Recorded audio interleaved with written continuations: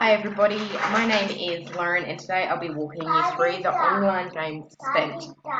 Spent is a serious educational game which puts students in real world scenarios. This interactive game essentially brings attention to the poverty, unemployment and homelessness in America. By putting kids in this situation, they open their minds and give them different perspectives on poverty.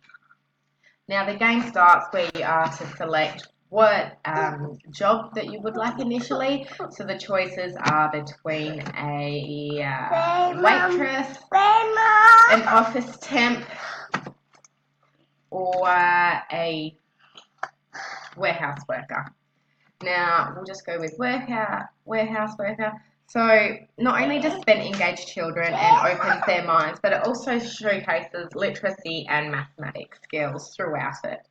Now, and also allows children to explore and experiment with different situations while running through the game. Now, the aim of the game is to make it through the month starting with $1,000. Every day has different challenges arise and you are given different options to try and face these financial hardships. Now, basically you're a low income worker. Now the first question is about health insurance. You are covered, your child is covered, but you aren't. So you have to select which one you'd like to do. And then it brings up, there's always little notes that pop up. So even though the plan is affordable, that's like $60 out of your paycheck. So it just brings to light really the cost of living in America today.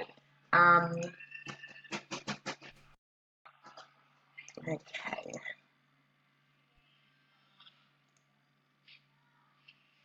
So we're up to day 4 now.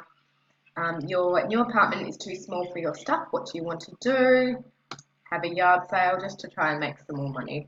Now the consequence of this is we've sold lots of stuff, but we've only made $150.